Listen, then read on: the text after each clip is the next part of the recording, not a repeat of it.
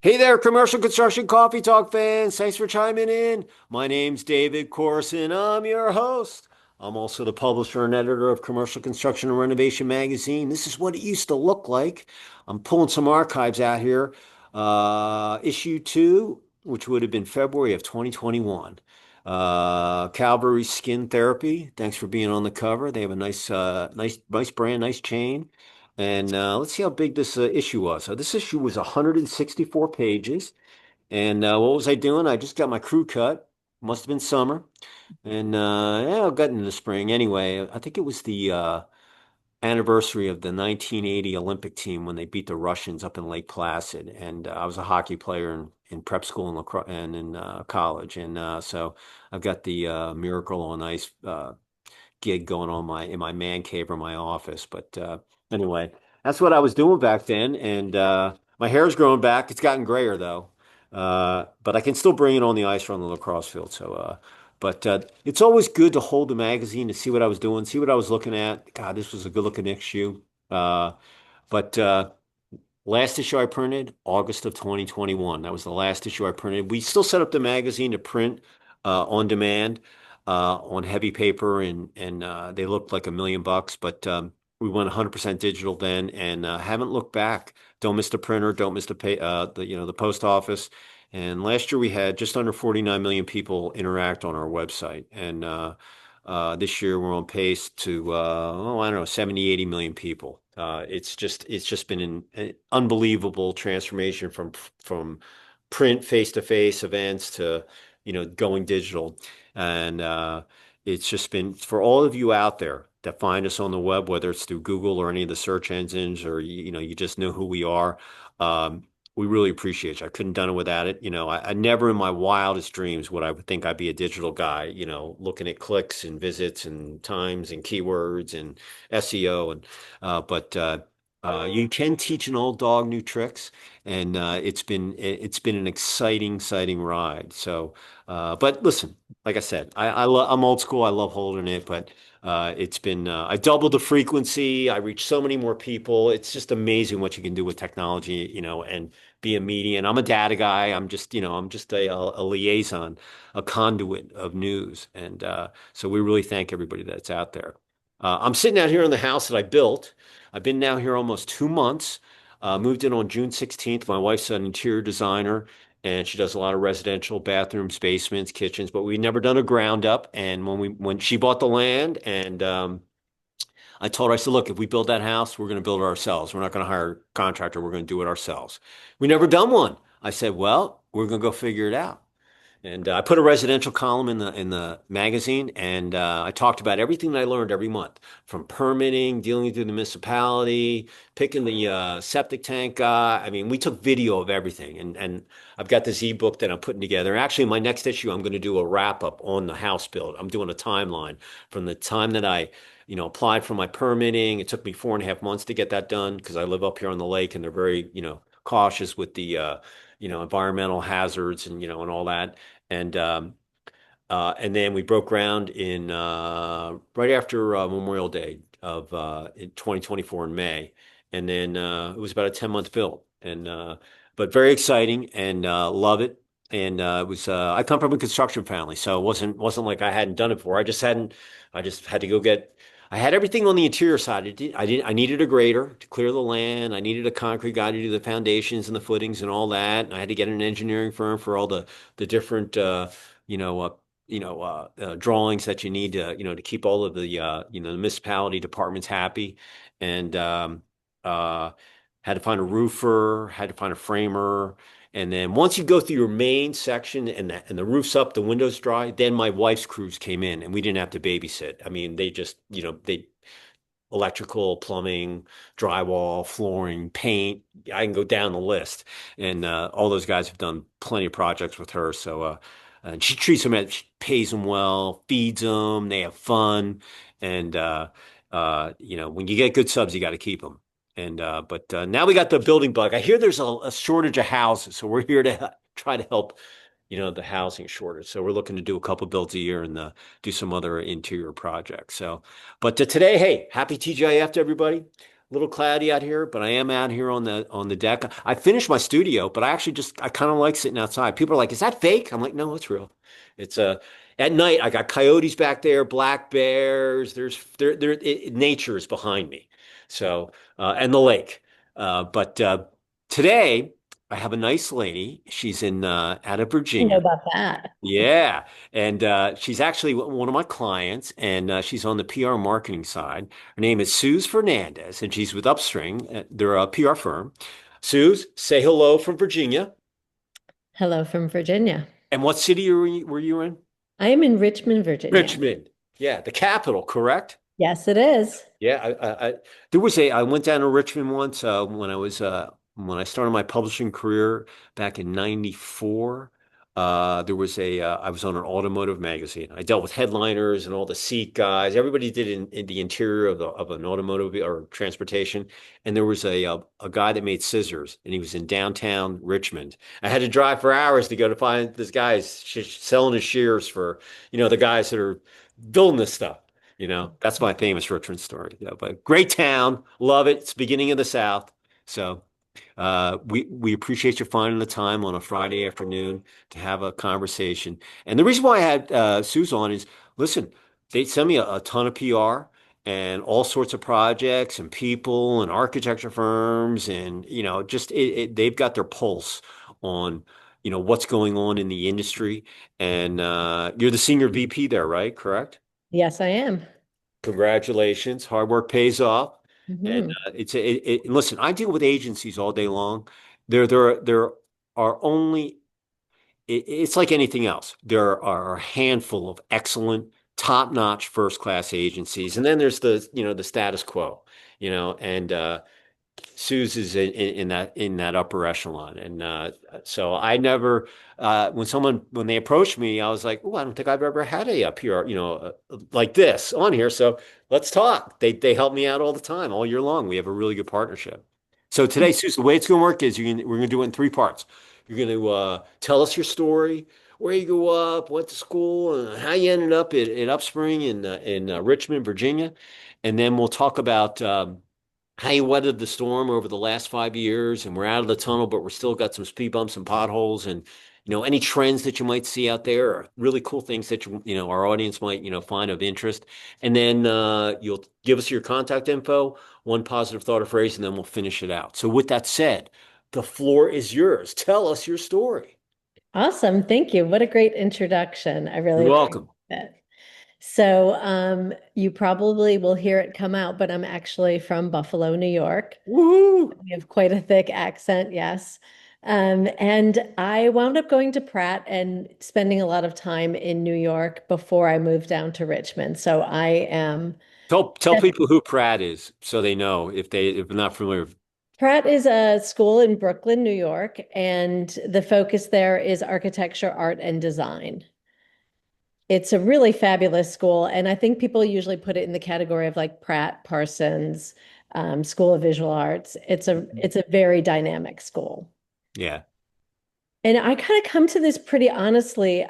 My mom was the daughter of a first generation Polish immigrant family, and she grew up in Niagara Falls. So Niagara Falls is actually very cool because it powers the falls, powers the Northeast.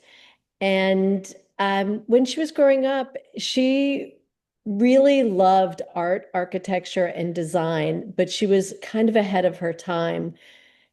When she graduated from high school, she got a job working as a secretary in a chemical company. And her boss actually said to her, he's like, "Hey, you are so much smarter than my daughter." And she's at Vassar. Like, what are you doing here? You need to go to college. And she did. And so she got married quite late in life, but she had already developed all these interests and she took herself to Europe and looked at all the great art and architecture there. And growing up, she dragged us to every museum, historic home, art exhibition, bridge, building. I knew all about Art Deco buildings as a child.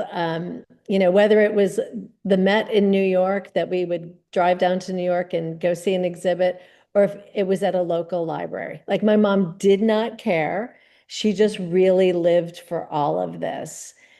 And as I said, it was a wide circle. Like she would always say, you have to see the Hoover Dam, or you have to go see this building and understand what's beyond it, what went into it and why it's significant. And I really went from being that petulant child and fiercely annoying teenager, giving her filthy looks of like, do we really have to go? And I was a professional eye roller, I believe. And then all of a sudden one day it just clicked on me and it all clicked. I was in London. I was really young and I was like, okay, I want to see this, this, and this. And I had all of these historical buildings I wanted to go see, art exhibits. And I was like, oh my God, I have become my mother. But it was such a gift because I love the built environment. There is nothing like hearing you talk about your home and how you participated, you took nothing and built something, and how it becomes this amazing, stage for your life. Building is so positive, and I really, really love that. It's such an exciting time to be a part of this industry. Unfortunately, as you can probably guess, no sports. I was into art.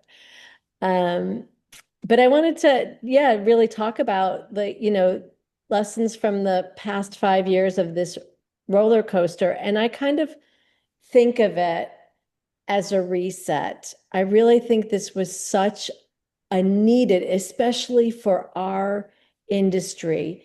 It single-handedly brought a very slow to move, outdated industry out of the dark ages. Like we have been stick building forever, right? Mhm. We've made some small improvements. It's like, well, the space between the cladding and the interior, maybe we'll start to fill it with something. Maybe we'll, fix that and modify that and change that and hone that. But our industry was really stuck. And I think the roller coaster was a really growing up phase for everyone.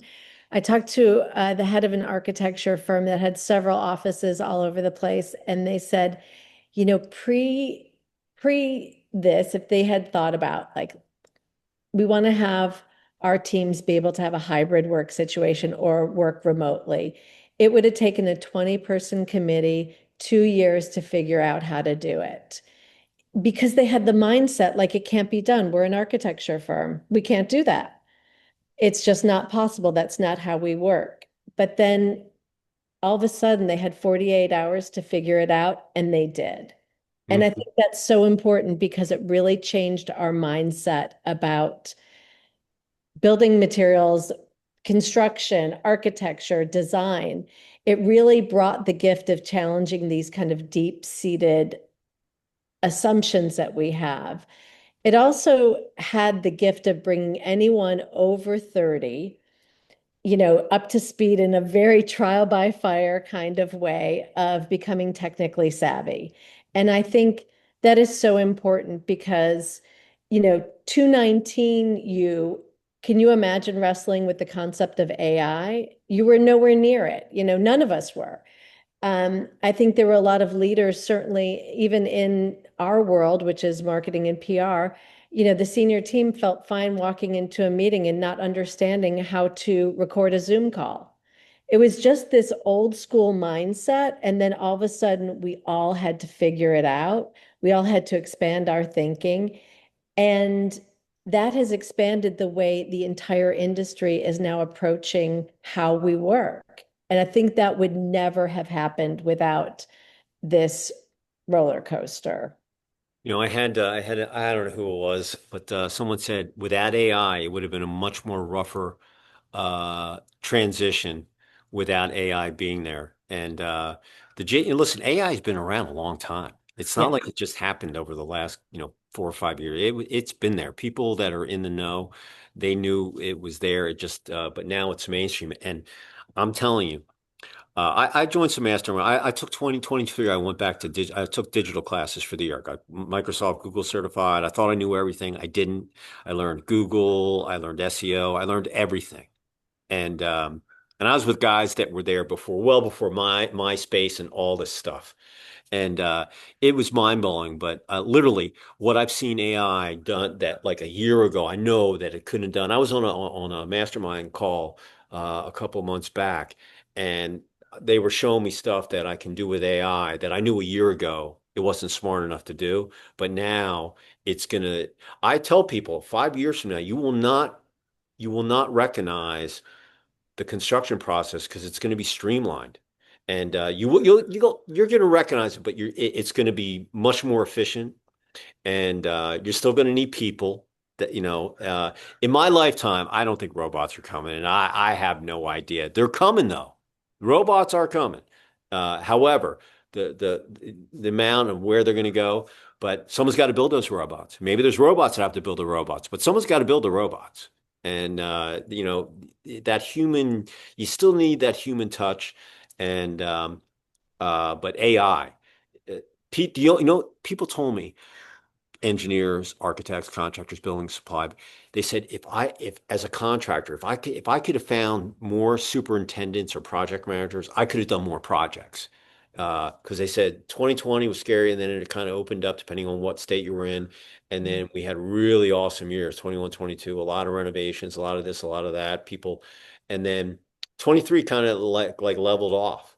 And now we've kind of been in this kind of, you had the election and everything else, but still now it's kind of settled in where it is. And but AI is just at warp speed. Something you learn today, 6 months from now will be outdated. And you can't be scared of technology. It's just I think it's the most amazing time to be alive. Two things. Did an event in Niagara Falls. I stayed in downtown Buffalo. It was during the summer. They do a Friday afternoon band and in the street and whatever. And we did the Mystic tour, and we did that. And then we drove down and we did the jet boat tour up below the falls. Oh yeah, that's And then so. we had barbecue in Lewiston. Uh-huh. And we did a round table at the hotel. We stayed at the Hyatt right downtown, so we were right down in Buffalo. I'd been there a ton of times. I went to hockey school up in Mississauga, For and sure. I'd gone across the customs, the river or whatever, over to the Canadian side multiple times. Sometimes it was cheaper for me to fly into Buffalo to get to Toronto than it was to go to Atlanta, Toronto. I'm out of Atlanta, so I've done it.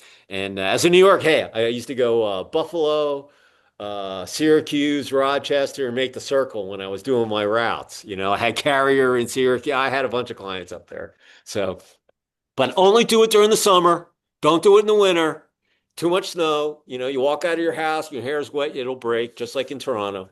So, but I tell people though, it's the most amazing time to be alive. There's so much construction that's going to happen. When they lower the interest rates, whenever that is, the economy's going to explode. And especially in our world, where 3 to 5 years they're reinventing themselves, or refurbishing FF&E, new paint, new look, new prototypes, this and that, going smaller, going bigger. And I don't look into anything of, you read a story, oh, so and so's closing 20 stores. Yeah, but they're building 10 new ones, and they're getting rid of the dog stores. That's okay. There's going to be a point where things change demographically, locally, and that store's not as viable as it should have been.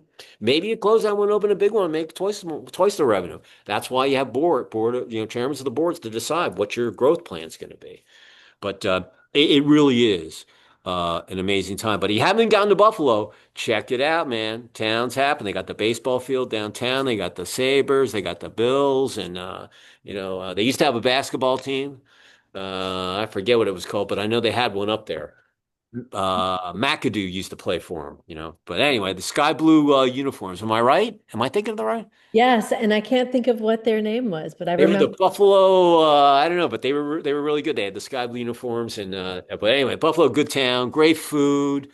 We went to this Italian place. Everything was fresh, homemade. Man, it was the best, and the hospitality. I mean, it's really really nice. I mean, Manhattan and Buffalo, two different worlds. Yep.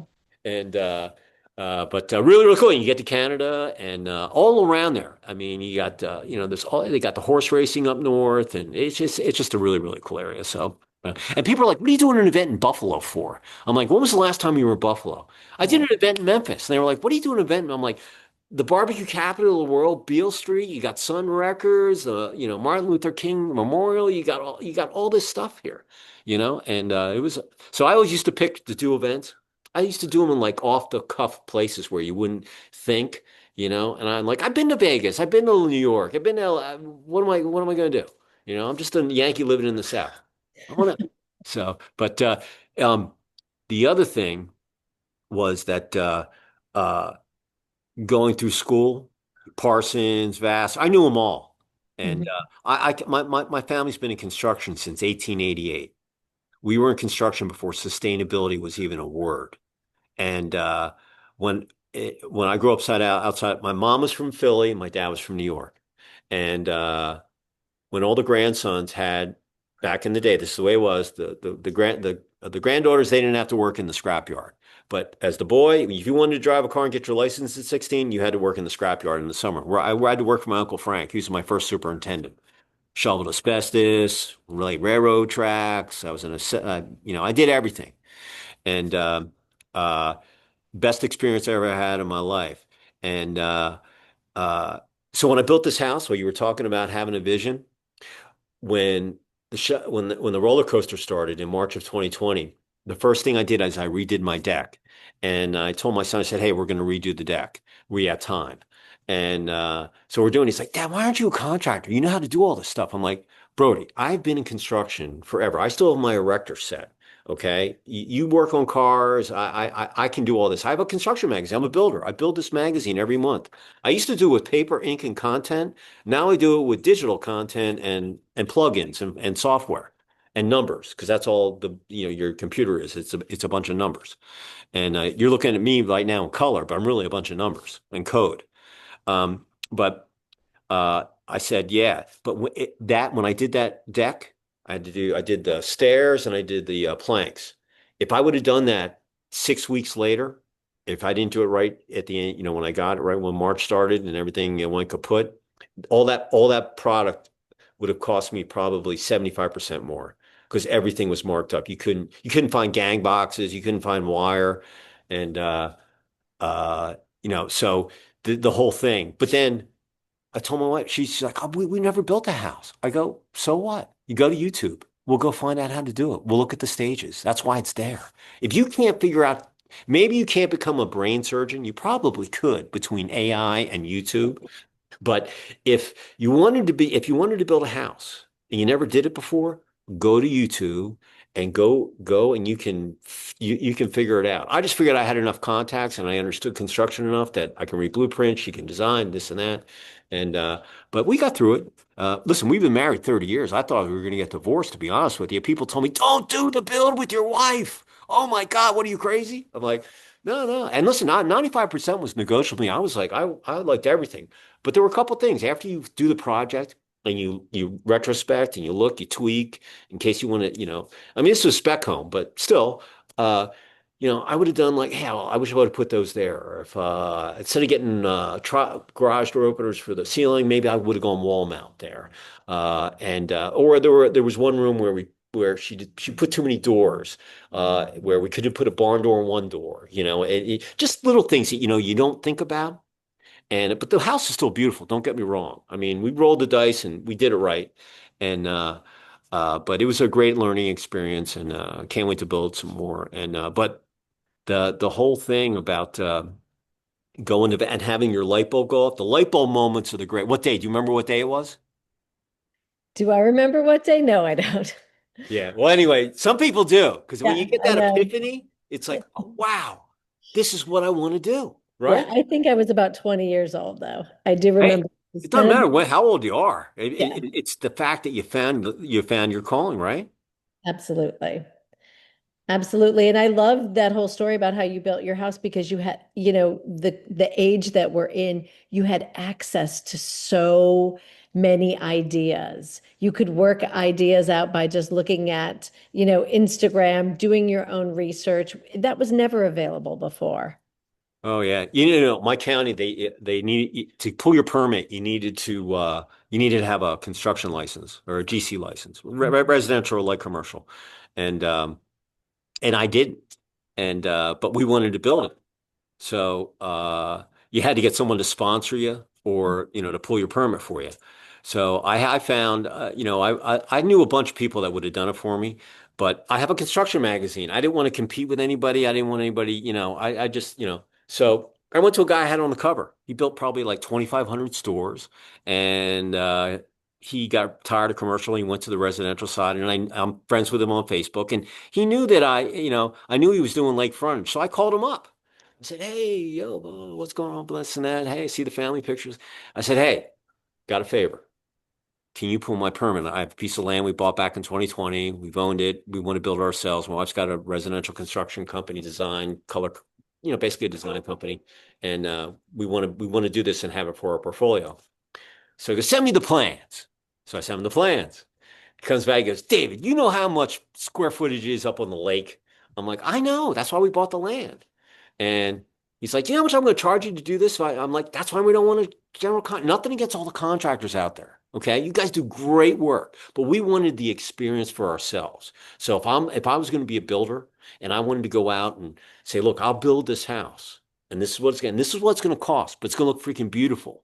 And you can look at my house because I'm very, believe me, we take pride in our work. So when we say we'll build you a beautiful, this is a good one to look at, but the next one is much nicer because there's going to things that I'm going to learn from every project. So, or my wife will, and it uh, it really was a really really a cool thing. And but you're right, the technology 30 years ago, if I would have done that, I don't know what I would have done. You know, but if you pick the right people to help you, like you do PR. So people go to UPSpring because they know you get the word out. You're going to reach out to the right, uh, you know, outlets, and depending on what your industry is and so forth. Hopefully, construction think of me, CCR. I don't know, but that's really you hire people because they're excellent at what they do. So if you have a drywaller or painter or any of those kind of guys, and you find a good one, oh my God, you got to take care of them. So they stay loyal to you because I know all of her subs, they were all getting pulled by other jobs because Yeah. everybody's trying to do stuff. And there's a shortage on labor and or good labor. You get what you pay for. And the biggest thing I'll tell you, I dealt with the municipality. I met everybody I could. I went to the county. I met the building official. I met the engineering guy. I met them all. I did all the permitting, and the only thing my contractor did was create the portal because he was licensed. That was it. I did the whole bill, and I did all the inspections, and it was eye-opening. But even the municipality could have gotten, they needed to put all the portals on one. I don't know why they had them separate. There were things that I asked the business, why do you do it this way? That's just crazy. Oh, that's code. I don't write the code. But I'm like, yeah, but it's just, but it really was, it was cool. And, but everybody in the beat, don't do it with your wife. Don't do it. And, you're crazy. You don't want to take all that on. How building a house is, I'm like, it was thoroughly enjoyable. Getting past the inspections was the best. It was like getting a leap. You took another leap. And then Yeah. and then when you get your certificate of occupancy, oh man, that was the best feeling ever. I was like, "Oh my God, I can't believe I made it through here." And here we are. So, And that's the difference. I built my house in 2007 and my lot's really wonky. It kind of goes down the side of a hill. And I got a call from the city in true Richmond style. This man called me up and he's like, "Is this Susan?" And I was like, "Who is this?" And he was a man from the city and he asked me what I was doing with this piece of property. And I said, "I'm going to build a house on it." And he said, "The hell you are." And I was like, it's still in my New York mode. I was like, "Don't you ever call me again and don't ever tell me I can't build a house." He was kind of half right. I don't know if my house is, it was a lot of, it was an engineering challenge, but the right thing we did was we found the person who does all the pilings for bridges in our area, and he did ours. And that I think is what keeps my house from rolling down the side of a hill. But we didn't have any, I didn't have access. There was nothing, things I wanted to do at that time were not well known in the US. So I wanted to do a heating, do under thermal heating and Oh, geothermal? Mm-hmm. and no one here knew how to do it. They were like, we don't even have an inspection for that. We don't know how that would get done. There was no resource online for me to be able to understand what the electrical plan was. And if I wanted to add into it, only when I got into the house did I realize like that is the worst place for a light switch. What were we thinking? But because we didn't know, and you have not only a great partner to do it with, but you have all this access. And it really is, I think, I agree with you. We are in the most exciting time because I think we're about to have a renaissance when we can let AI do all of the work for us in terms of research, in terms of bringing us any kind of information we want, how we want it. Yeah, it's not just only when we want it, how we want it. Do we want it in a PDF, a video, a white paper, a website? It allows us to think more clearly and more creatively.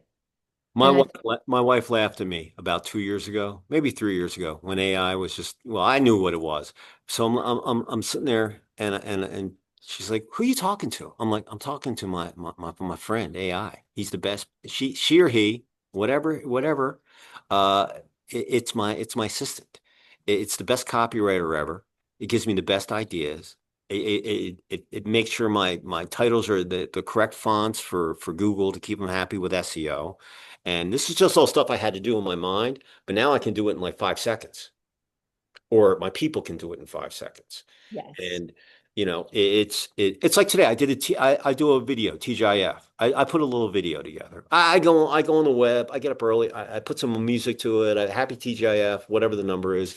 And I started doing it. Now I'm telling you, I put it in like, I don't know, 12, 14 LinkedIn groups. Everybody gets off on that. I do them to rock and roll, disco, whatever. I today was what did I do today? Oh, I did wheelies. I had Mhm. people doing wheelies. I did Oh, that. remotes the other day. I did phones. I've done. I told my wife, I'm like, oh my God, I've almost done this 2 years now. Thank God I only got 4 more months because I don't know. I'm running out of ideas. I'll have to go to AI to get it. Hey, I've done all this. What else could I find with GIFs that I can get enough to put together a little, minute video with some tunes? And but it is really, really amazing. Your Vassar and all your design stuff that you learned in school enabled you to do your agency. And your agency is just like building a house or just like building a magazine. It's the same thing. If someone wants you to write a piece of content, you have to do research, you have to get the content, you have to get the pictures, you have to get all that stuff, then you got to get it written, you got to get it approved, just like you have to get a sign off, or so you're a builder too. You're just Absolutely. And speaking of that, when we do campaigns for clients, so we kind of do both, PR and marketing. And in the building material side, there isn't a lot of big ideas, especially when you get into really technical products. So things I like to do is take all the research a company gives us, take all their spec sheets, everything, then like upload it into whatever software I want to use. And ask that software to give me the big ideas here. What are the things that I need to know? What are the insights? Where are they falling short? What's missing from the communication? It's such a great tool for us to get our heads around something. We have a very highly technical product called well, it's fluid applied roofing and it's for C-plast. And they're Mhm. kind of the genius is genius. Like if you have an engineer working on a building that can never get any moisture in it, whether it is the Louvre, a surgical theater, the Sydney Opera House, the Empire State Building, if there can never be any moisture in that building, you get a C-plast roof. Their engineers call our engineers to figure out how to solve for this. So coming up with a big idea, creative campaign to explain something that is so expansive and so technical, we really leaned into ChatGPT. We, really leaned into the Google products to really help us look at that product from a million different facets and then take that and say, okay, now what are the big ideas here? How does this really work? How is this important? And then how can we distill a big creative idea that's going to set them apart? And we were able to do that. It was fabulous. We came up with this campaign for them called Iconic Protection, because the protection is iconic and obviously it's protecting iconic buildings. But Hmm. we really used all of that to condense the amount of time we had um, to spend in research and understanding. So what's the deal with your yellow metal fixture back there? It looks like a construction box. What is it? It's got a number on. It's, What is it? Is it was it a it's an, storage box for welding equipment or what? I got it from an auction at a farm. I don't know what it was. They told me it was their electrical box and An they, electrical box. There you go. so I love that stuff was like that. cool. That's it. Yeah, See, I like, the Hyatt Hotel is a perfect example in downtown Buffalo. Yeah, that uh, when they renovated it, and they just finished the renovation when it went in there, that they kept all the old architecture outside, but they made the inside, new and so forth. But they still kept like the old post office box slots that went all the way down if you were on every floor. And I just like the merger that from old to new. I mean, you want to have, you know, energy efficient lighting and, good insulation if you're doing a remodel or a new build and all that stuff. But the old architecture you should not get rid of. I just because it's just not doing that. We did an event in Boston a couple of weeks ago. We took a tour of this pizza restaurant called Sally A Pizza. They're at Hartford, New Haven, New Haven. Anyway, I know the director of construction there, and they started out now they've got a couple of, but they were doing this locations right downtown Boston in the historical district in Thompson Place, and they had to hire an architect that had all the historical, and they didn't want you touching anything, and it was just it. I don't know how, but we did the seminar. And they had the contractor, the designer, and the brand, and they were talking. We were in the space, and it was basically under construction. They had just gotten, they haven't put the drywall up yet. They were just putting the framing, but the pizza oven and they wanted to match the old brick and they went through all, and it was like the building was 120 years old, and they had a crawl space. They had to build this thing. So we took the tour of the whole thing. It was awesome. And there was such old, and they found some old artifacts when they were digging stuff out. I mean, it was like I think they found a time capsule on the site. Who knows? But it was, hey, Boston, that's where our whole history started, the Boston Tea Party. So but the whole story that these guys were telling us, and I'm looking at it, I'm like, God, it's going to cost a lot of pizzas to pay for this thing. However, there's like nothing like it. Now, there was a bar taco right across the street where we did our reception, completely different than what this place is going to be.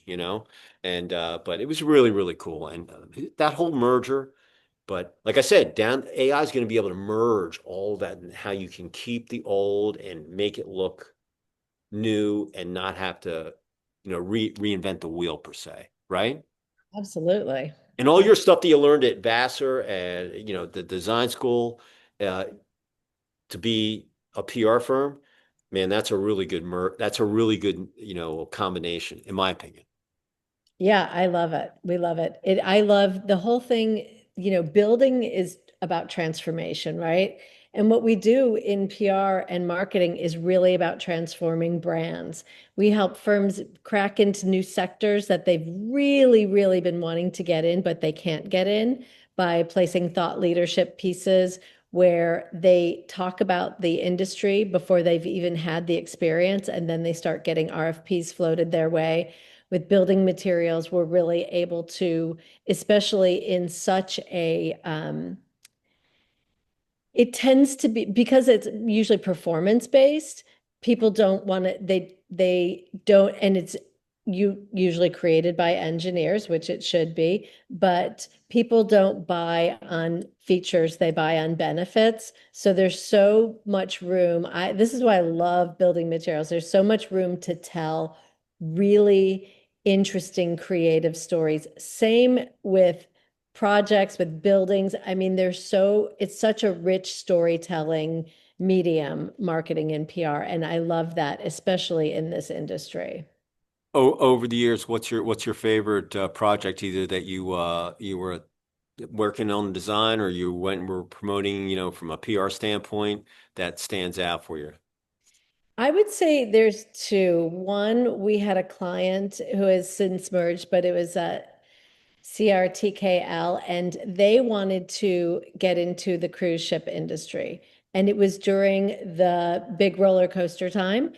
And so they had decades ago worked on a cruise ship, but they weren't sure how to crack that industry. And that industry was really, as we all know, decimated at that time. Oh yeah. So what we did is when talking to some of their leaders, they were talking about what you were talking about earlier, the housing shortage. So there's a housing shortage, and now we've got all these cruise ships sitting empty in, Miami, New York, all these places all across the country or on the coast. And those cruise ships really are like mini towns, right? They have entertainment, healthcare, gyms, they have libraries, they have everything. So we started pitching the idea of turning those now defunct cruise ships into, housing for like multifamily housing. And were they ever going to do it? No, probably not. But those articles really woke up the brands, the cruise ship brands who felt like we don't know what's going to be next. And here we're planting thought leadership pieces that are saying this is the vision of what you can be. You don't have to give up right now. We see a future for you. And excuse me, they were rewarded heavily with RFPs. So they went from an unknown in the industry to being somebody that people were paying attention to and actually thought they spoke with authority because they were painting a picture of where this industry could go. And I would say the other one was it's a very funny campaign that we did for a client who has below grade um, insulation. And the thing that was brilliant about that is, on job sites, color coding really matters because it speaks every language, right? Mm-hmm. Um, and their product was yellow. And so we really equated this below grade insulation because it was thinner, lighter. You used less in depth. And so you could make more money for the contractors, but it also was a better product. So to flip that script of, getting what people normally specified, we equated the yellow board with a duck because feathers of a duck keep everything dry. It's in water, but if you go through those feathers, and the duck is actually dry. Yeah, it's There, insulated. Mm-hmm. yeah. So we started playing with this idea of yellow for the architects. We kind of put it with like almost like equating it to a yellow sports car, Porsche kind of thing, where it's super fast, efficient. It's really built for purpose. And we went all the way down to the contractors where we could have much more fun because the contractors are going to really get into something. So we made a campaign that said, don't with the duck. And it was really fun. So being able to take a big concept and translate it along the lines of who we are targeting made it really exciting. And I love that because I love the built environment. The person who picks the product doesn't install it. The person who installs it doesn't buy it. The person who buys it doesn't live with it. And the person who lives with it sometimes didn't even get to approve it. So it's such a weird, and there's so many layers. I love that. And you could really tailor the messaging, not only the messaging, but for someone in the field, they want to look at a short video really, really quick that answers their questions. For someone at, driving, they want to hear that same information in a podcast. And for someone else, they may want a white paper. So I love you can tailor the message, tailor the delivery. If there was a listener out there on Commercial Construction Coffee Talk that maybe is looking to make a change in their PR assistants, or maybe they don't even have some of these guys don't even have PR agencies or whatever that what you can do. If someone wanted to reach out and say, "Hey, I need help," how would someone reach out to you, Suze? Well, I would love it if they reached out to me. It's Susan, Susan, at upspringpr.com. That's UPSpring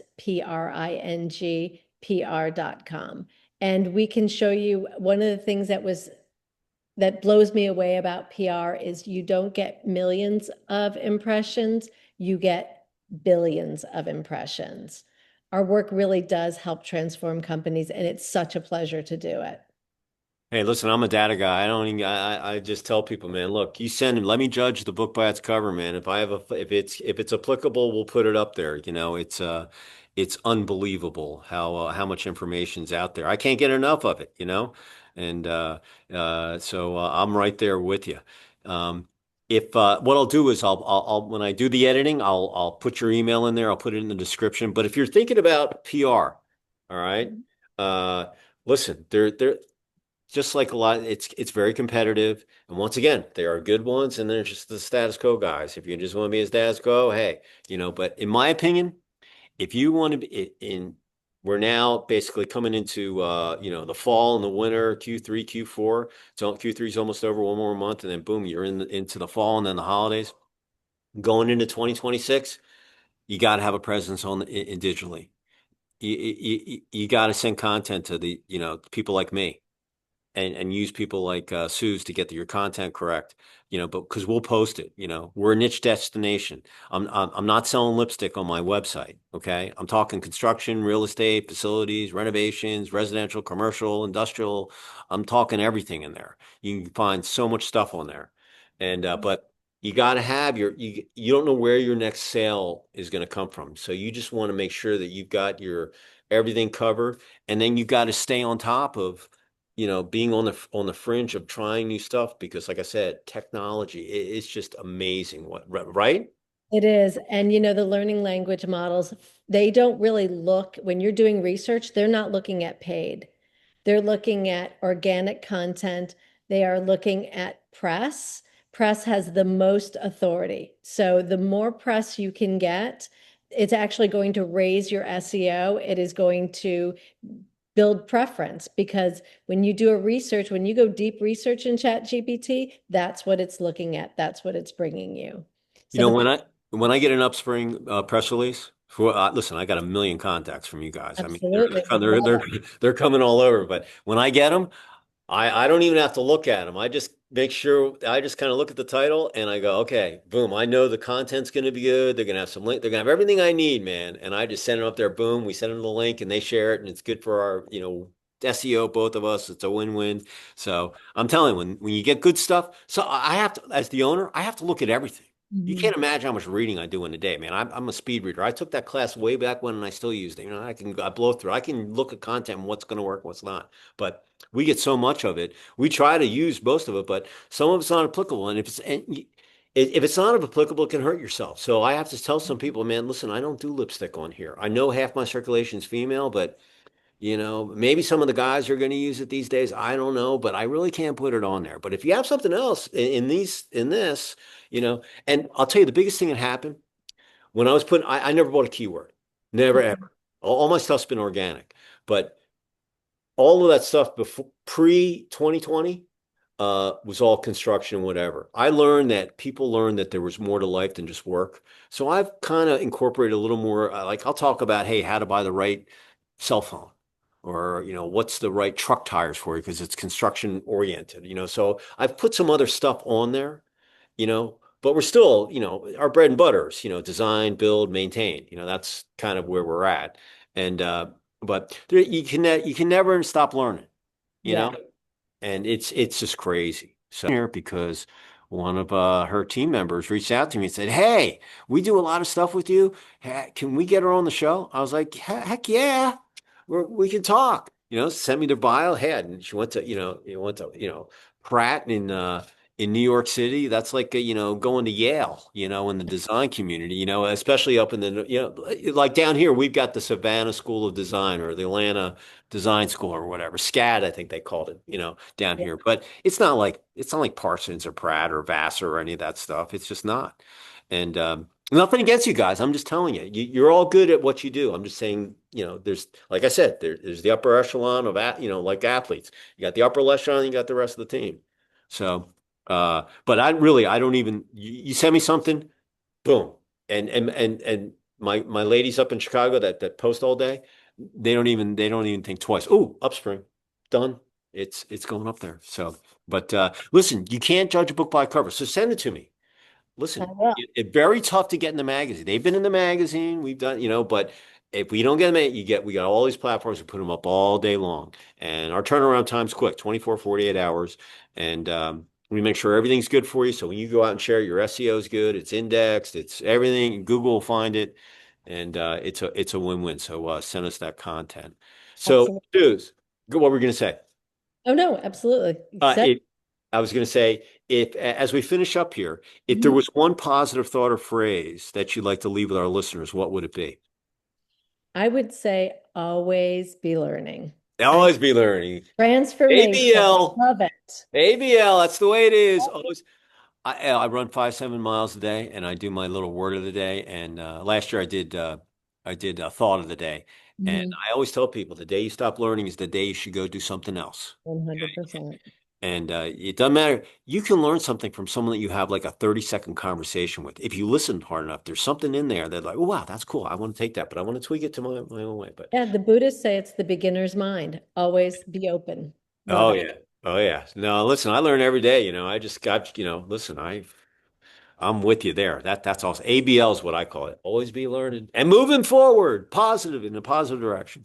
So um as we go into the weekend, couple things. If you're out there on a construction site, we want you to be safe. We want you to get home, have dinner with your spouse, your husband, your wife, your kids, your pets, watch some tube, laugh, get some REM sleep, be able to go and do it again.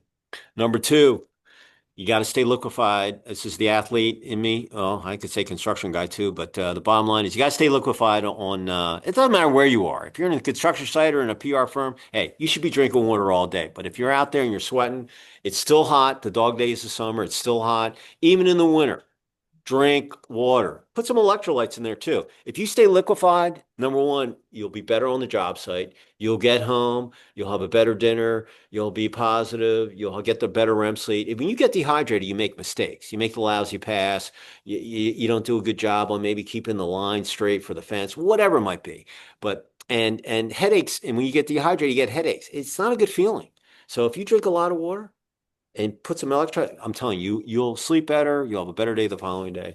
And last but not least, hit the like button so YouTube can find the algorithms and find Sue's story and going to be a designer, architect, to a PR, tycoon with Upspring and so with that, hey, listen, I thoroughly enjoyed this conversation, Fantastic. Thank you so and like I much. said, I don't think I've had anybody like, kind of, one of my clients. So this is great. Any last thoughts from Richmond, Virginia before you sign off and say goodbye? I think we've covered it. Thank you. All right. Well, say goodbye from Richmond. Bye from Richmond.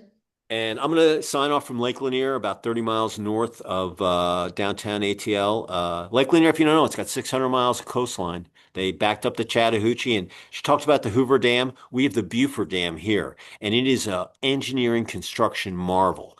Uh, Full pull at Lake Lanier. It covers 6 counties, 600 miles. Full pull's 1,000 feet. 1072 is actually full pull, but they had to dig through all this granite and run the Chattahoochee. They backed it up in the 50s, the Army Corps of Engineers. And there's fencing down there or whatever. It's kind of spooky. There's some people that disappear every year on the lake, and they got the stories going on here in the South. And I'm a Yankee, I just don't go out there at night in the boat. I'll stay in the light.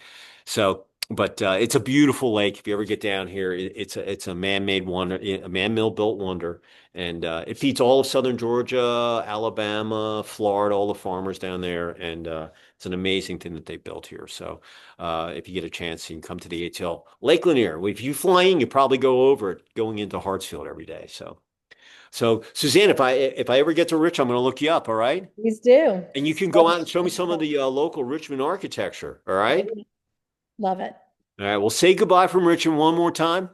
Bye from Richmond. And I'm going to sign off. And listen, everybody, have a great rest of your TGIF. Have a great rest of the weekend. You got a couple weeks left in August, and then Labor Day, and then boom, it's pedal to the metal till the end of the year. So with that said, we will see you next time on another episode of Commercial Construction Coffee Talk. Suze, thoroughly enjoyed the conversation, okay? Same. Thank you See you for later, having me. everybody. Cheers.